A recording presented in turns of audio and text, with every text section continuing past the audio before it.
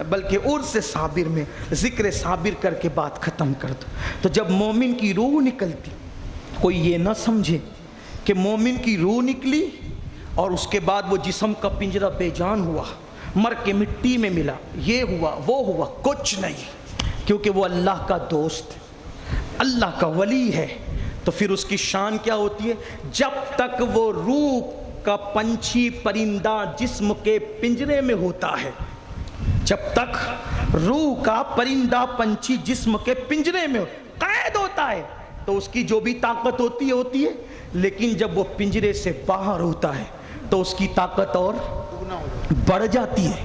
وہ طاقت اور کتنی بڑھتی ہے یہ بڑھانے والا اللہ جانے.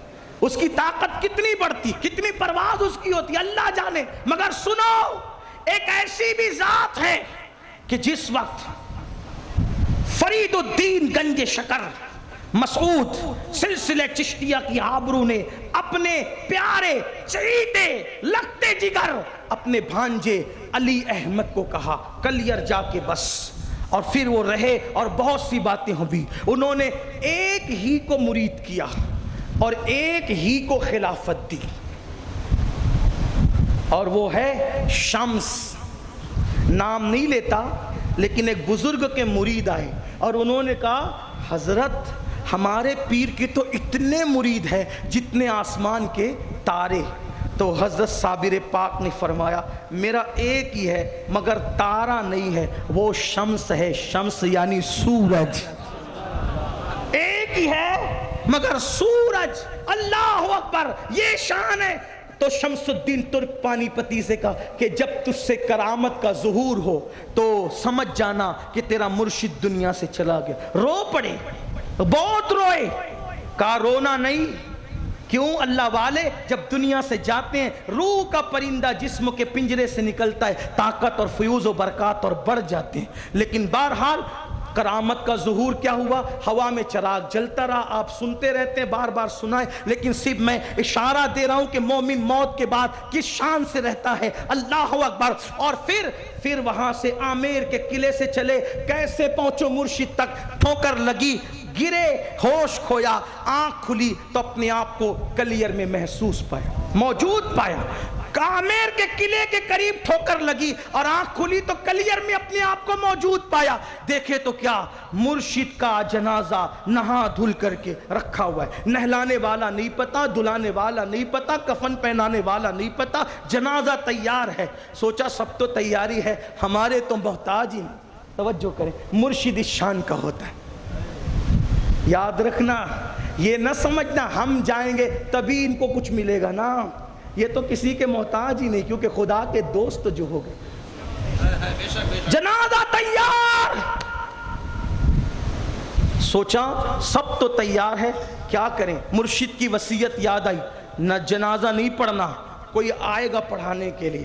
امام آیا، آنے والا، چہرے پہ نقاب اور نماز کے مصلی پہ کھڑا ہوا. خدا جانے پیچھے غیبی مخلوق کتنی بڑی تعداد میں آ گئی.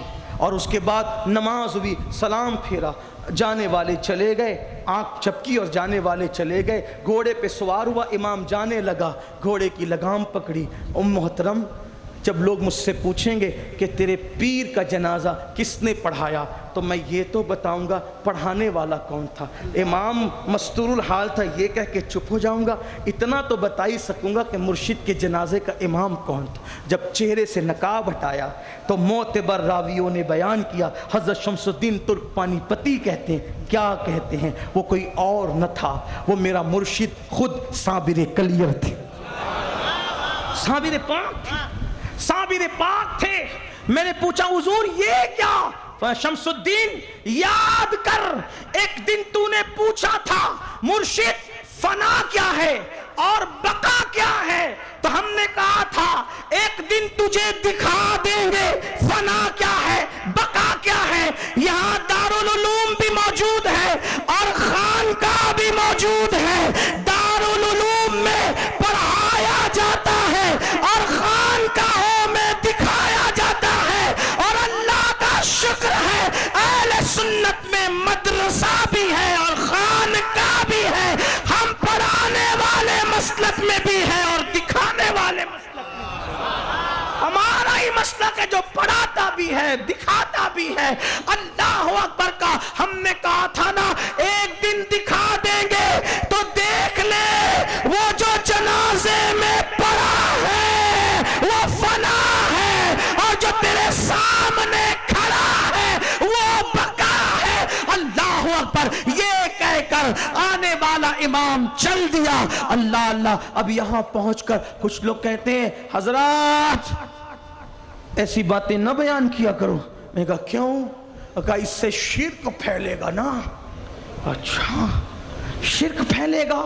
تمہاری توحید اتنی کمزور ہے کیونکہ تم نے 1857 کے بعد کے مولویوں سے توحید لی اور ہم نے صفا کے چبوترے سے کڑی در کڑی کڑی در کڑی کڑی در کڑی توحید کا جام پیا ہے.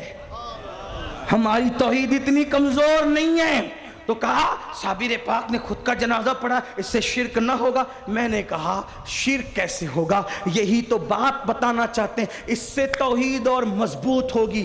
توحید اور مضبوط ہوگی. عقیدہ توحید مضبوط. کہا وہ کیسے؟ میں نے کہا تم بھی ان کو دوست مانتے ہو اللہ کا ہم بھی دوست مانتے. دوست ماننے میں تو تم اور ہم اس نظریے میں جو ہے وہ تم بھی اتفاق کرتے ہو ہم سے. اور تم تو اپنے آپ کو چشتی صابری بھی کچھ دنوں سے کہنے لگے ہو.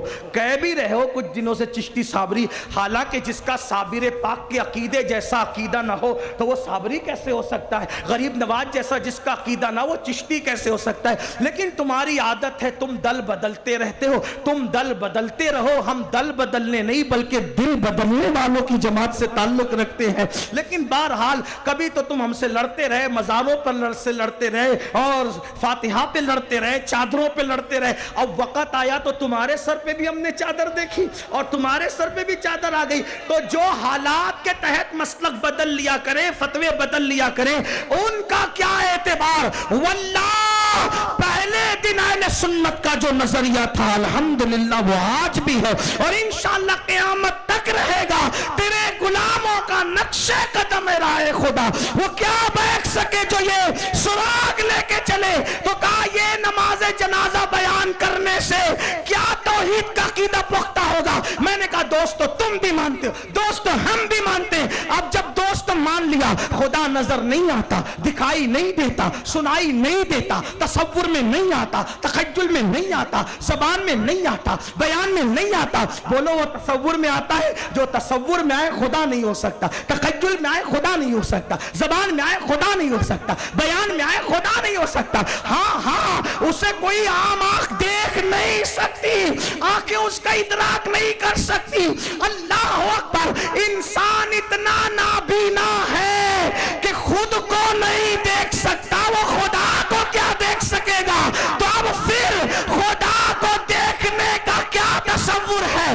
تو اللہ بتا رہا ہے ارے میرے دوستوں کو دیکھ جب وہ موت کے بعد خود کا جنازہ پڑھا لیتے ہیں.